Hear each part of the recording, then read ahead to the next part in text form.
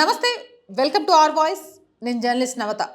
Rameswaram Cape బెంగళూరులో జరిగిన blast తర్వాత దేశం మొత్తం కూడా ఒక్కసారిగా అప్రమత్తానికి గురైంది. పిఎఫ్ఐ భారత నిషేధిత సంస్థ భారతదేశంలో కుట్రలు చేయడానికి, భారతదేశంలో హింసలు సృష్టించడానికి ఈ సంస్థ పనిచేస్తుంది అని గుర్తించిన ప్రభుత్వం దీన్ని భారతదేశంలో బహిష్కరించింది, నిషేధించింది. అయినా కూడా పిఎఫ్ఐకి సంబంధించిన కొందరు సభ్యులు కొన్ని రాష్ట్రాలను స్థావరాలుగా చేసుకుంటూ దేశంలో విధ్వంసకర కుట్రలు చేయడానికి ప్రయత్నాలు చేస్తున్నట్టుగా బెంగళూరు రామేశ్వరం కేఫ్ ఘటన తర్వాత చాలా వార్తలు బయటకు వచ్చాయి. ఈ వార్తలకు సంబంధించి పూర్తి విషయాల్ని ఒకసారి తెలుసుకునే ప్రయత్నం చేస్తే, దేశంలో కుట్రలకు పిఎఫ్ఐ కుట్ర చేస్తుంది అనే విషయాన్ని ఎన్ఐఏ స్పష్టం చేస్తున్నట్టుగా తెలుస్తోంది. తెలంగాణ, ఢిల్లీ, ఆంధ్రప్రదేశ్, రాజస్థాన్, మధ్యప్రదేశ్, కేరళ, కర్ణాటక, బీహార్లలో ఒక వర్గం వారిని టార్గెట్ చేసి దాడులు చేసేందుకు పిఎఫ్ఐ కుట్ర చేస్తున్నట్టుగా కూడా తెలుస్తోంది. దీనికి సంబంధించిన శిక్షణా తరగతులు కూడా ప్రారంభించినట్లు ఎన్ఐఏ స్పష్టం చేస్తోంది. ఇక 2022 నిజామాబాదు, హైదరాబాద్, ఆంధ్రాలో కూడా సెర్చ్ ఆపరేషన్స్ జరిగాయి. దీనికి సంబంధించి పలువురిని అప్పుడు అరెస్ట్ చేశారు. అప్పుడు పరారీలో ఉన్న పిఎఫ్ఐకి సంబంధించిన ఉత్తర తెలంగాణ కార్యదర్శి సలీం బెంగళూరు రామేశ్వరం కెఫేలో జరిగిన బాంబ్ బ్లాస్ట్కి ప్రధాన సూత్రధారిగా తెలుస్తోంది.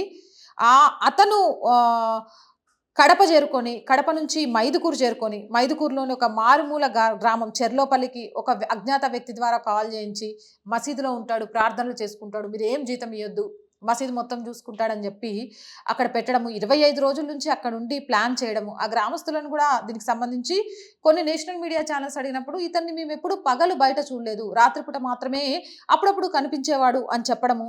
అలాగే తెలంగాణలోని నిజామాబాద్ పిఎఫ్ఐ కేసులో ఈ అబ్దుల్ సలీం అనే వ్యక్తి ఒకడు అవ్వడము. ఇవన్నీ చూస్తుంటే ఎక్కడ నిజామాబాదు, ఎక్కడి నుంచి మైదుకూరు నుంచి బెంగళూరులోని రామేశ్వరం కెఫేలో బాంబ్ బ్లాస్ట్కి సిద్ధం. అంటే ఏం జరుగుతోంది ఇక్కడ?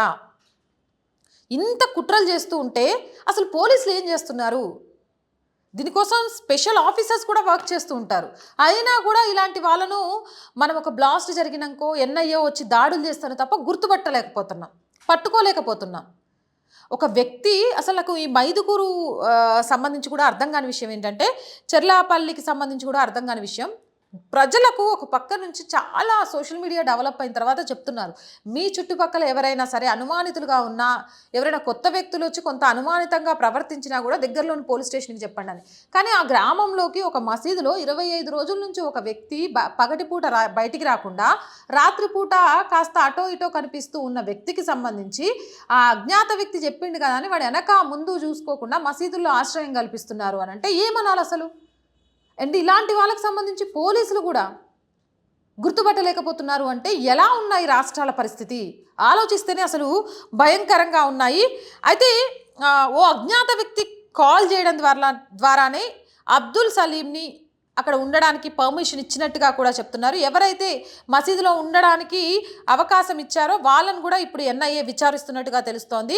పిఎఫ్ఐ కీలక నేతగా అబ్దుల్ సలీంని చెప్తుంది. అయితే 2022లోనే ఇంకొక వ్యక్తిని కూడా అరెస్ట్ చేశారు. ఇప్పుడు అబ్దుల్ సలీం గురించి మాట్లాడుకోవాల్సి వస్తే, అబ్దుల్ సలీంకి సంబంధించి ఉత్తర తెలంగాణకు సంబంధించి కార్యదర్శి ఈయన.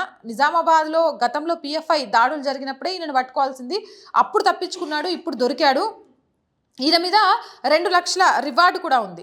అయితే ఇప్పటి వరకు ఎంతమందిని అరెస్ట్ చేశారు అంటే, 2022 జూలైలో నిజామాబాద్ పోలీసులు తొలుత కేసు నమోదు చేశారు. ఆ తర్వాత దీన్ని ఇక్కడ కుట్ర చేస్తున్నారు, ఉగ్రవాద శిక్షణలు ఇస్తున్నారు అని తెలిసిన తర్వాత ఎన్ఐఏకి ఈ కేసుని టేకప్ చేయడానికి ఇచ్చారు. 15 మందిని ఇప్పటి వరకు ఈ కేసులో అరెస్ట్ చేసినట్టుగా కూడా తెలుస్తోంది. అంతేకాదు AFI most wanted gangster Mohammed Goud కూడా దక్షిణాఫ్రికాలో అరెస్ట్ చేశారు. ఈయన 2016లో బెంగళూరు ఆర్ఎస్ఎస్ నాయకులు రుద్వేష్ హత్య కేసులో నిందితులు. ఈయన పేరు మీద కూడా 5 లక్షల రివార్డు ఉంది.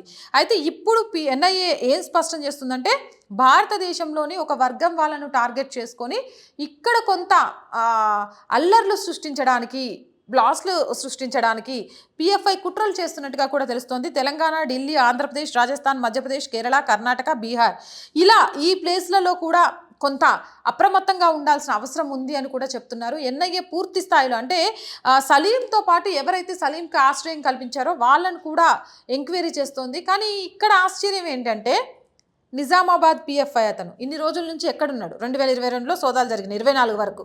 ఈయన ఉత్తర తెలంగాణ కార్యదర్శి. అంటే ఉత్తర తెలంగాణ కార్యదర్శి అంటే తెలంగాణలో ఉన్నాడా, లేకపోతే ఆంధ్రప్రదేశ్లో తలదాచుకున్నాడా? మైదుకూరు దగ్గరికి అయితే 25 రోజుల క్రితమే వచ్చాడని తెలుసు. అసలు ఏం చేస్తున్నారు పోలీసులు? ఇలాంటి వాటికి సంబంధించి స్పెషల్ టీమ్స్ వర్క్ చేస్తున్నప్పుడు పిఎఫ్ఐకి సంబంధించి ఏం జరుగుతున్నాయి కార్యకలాపాలు, ఒక పక్క నుంచి ఎప్పుడు భారతదేశంలో విధ్వంసం సృష్టించాలా, ఏ రాష్ట్రంలో సృష్టించాలా అని చూస్తుంటారు. మరి ఈ మాత్రం సోయి సౌఖ్యం లేకుండా ఎలా ఉన్నారు అనేది ఇప్పుడు చాలామంది అడుగుతున్న ప్రశ్న. కాబట్టి ఎన్ఐఏ తన పని తాను చేసుకుంటూ పోతుంది. ఇప్పటికే సలీంని హైదరాబాద్కు కూడా తీసుకొచ్చినట్టు తెలుస్తోంది విచారణ నిమిత్తం. ఈ నేపథ్యంలో మీ చుట్టుపక్కల ఎవరైనా అనుమానితులు ఉంటే, లేదా కొత్తగా వచ్చి కొంత అనుమానాస్పదంగా కనిపించినా, మీ ఇంటి చుట్టుపక్కల ఎక్కడైనా రెంట్కి తీసుకొని పగలు కనిపించకుండా రాత్రి అప్పుడప్పుడు బయటకు వస్తున్నట్టు అనిపించినా, ఆ వ్యక్తి బిహేవియర్ కానీ, వ్యక్తిరాలు ఆడామైనా కావచ్చు, వాళ్ళ బిహేవియర్లో కానీ ఏదైనా తేడా అనిపిస్తే ఖచ్చితంగా దగ్గరలో ఉన్న పోలీస్ స్టేషన్కి వెళ్ళి కంప్లైంట్ చేయండి. చెప్పండి, కంప్లైంట్ చేయకపోయినా పలానా ఏరియాలో పలానా వ్యక్తి కొంత అనుమానంగా ఉన్నాడు, మా పేరు బయటికి రాకుండా ఒకసారి దానికి సంబంధించి సెర్చ్ ఆపరేషన్ చేయండి అని. ఎందుకంటే ఏదైనా ఒక విపత్తు జరిగితే భారీ మూల్యం చెల్లించుకోవాల్సింది మనమే. మన కళ్ళ ముందే మనకు తెలియకుండానే మన చుట్టుపక్కల ఇలాంటి అనుమానాస్పద వ్యక్తులుండి ఏదైనా అరాచకం సృష్టిస్తే బలైపోవాల్సింది మనమే. అది కనీసం భారతదేశ పౌరుల్లో మన బాధ్యత. మన బాధ్యతను కూడా మనం నిర్వర్తించాల్సిన అవసరం ఉంది. ప్రతి క్షణం కూడా పోలీసులో లేకపోతే ఎన్ఐఓనో ఇంకొకటో కాదు, మన చుట్టుపక్కల ఎవరైనా అనుమానితులుగా కనబడ్డా, ఎవరైనా అజ్ఞాత వ్యక్తులు కొత్తగా వచ్చి ఇల్లు రెంట్ తీసుకోవడము, లేదా ఎవరైనా బ్రోకర్ ద్వారా వచ్చి ఇగో అమ్మాయిన మంచోడే ఇల్లు ఇచ్చేయండి అన్నా కూడా ఇవ్వకండి. అసలు వాళ్ళు ఎవరు, వాళ్ళ బ్యాక్గ్రౌండ్ ఏమిటి అనేది వాళ్ళ ఆధార్ కార్డుతో సహా ఒకసారి పోలీస్ స్టేషన్లో వెరిఫై చేయించండి. చేయించిన తర్వాతే రెంట్కి ఇవ్వండి. తర్వాత జరగబోయే విపత్తులను ఎదుర్కొనే కంటే ముందే కొంత జాగ్రత్త పడటం వల్ల మనం కూడా పెను ప్రమాదాలకు గురి కాకుండా, మన చుట్టుపక్కల పెను ప్రమాదాలు రాకుండా ఆలోచించిన వాళ్ళలో అవుతాం. కాబట్టి ఈ విషయాల్లో చాలా జాగ్రత్తగా ఉండండి. పిఎఫ్ఐకి సంబంధించి జరుగుతున్న కుట్రలు, చేస్తున్న కుట్రలు అయితే మనం చూస్తూనే ఉన్నాం.